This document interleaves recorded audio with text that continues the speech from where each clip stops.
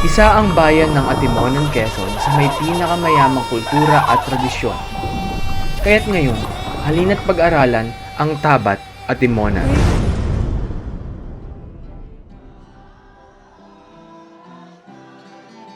Ang Tabat Atimonan ay ang sariling interpretasyon ng ating mga Atimonanin sa Stabat Mater, ang himnong Latin tungkol sa paglurusa ni Maria bilang ina ni Jesus. Ito ay ang pag-awit ng pasyon ni Kristo sa saliw ng musika mula sa iba't ibang instrumento.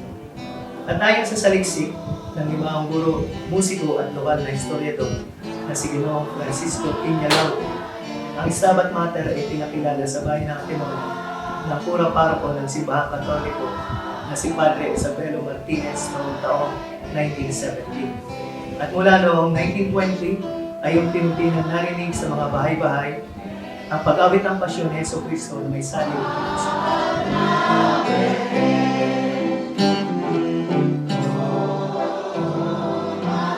Sa paglipas ng panahon, nakalikha ng sariling musika para sa Stabat Mater ang mahusay na musikong Atimonanin noon na sina Ginoong Vicente Maraon, Ginoong Silvestre Noy, Ginoong Agustin Almeida, Ginoong Gregorio Catamio at iba pa. Utang natin sa kanila ang musika ng tradisyon na ito na kalaunan ay mas nakilala sa tama.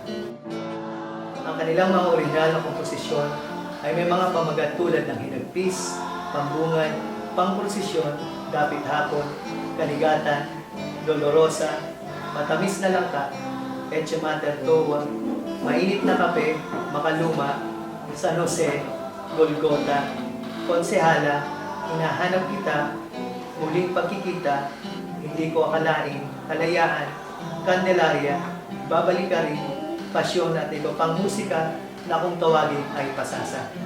Ang mga musiko at manunugtog ng tabat noon ay may kasamang mahuhusay na mga awit na kung tawagin ay mga kantores. Naging tradisyon na ng mga Atimonanin tuwing papasok ang panahon ng Quaresma ang pagpapatabang sa kanilang mga tahanan. Tumatagal ito ng humigit kulang ng 4 na oras sa pag-awit at pagtugtog. Ang kaugalian ito na halos 100 taon na ay patuloy pa rin nagaganap sa ating bayan.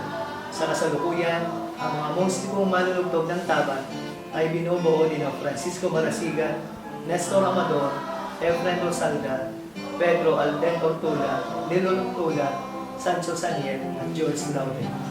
Salamat sa mga pamilya patuloy na nagpapatabat sa kanilang mga tahanan. Gayon din sa LGU Atimonan sa pagpapanatili na buhay ng tradisyong ito. Sa pamamagitan ng patuloy na pag-aaral at pagsasaliksik ng mga musiko at historiador at pagtuturo ng musika at pag-awit ng tabat sa mga susunod na henerasyon, mapapanatili nating buhay at maiingatan ang natatanging kultura at tradisyong ito ng ating bayan, ang Tabat Atimonan.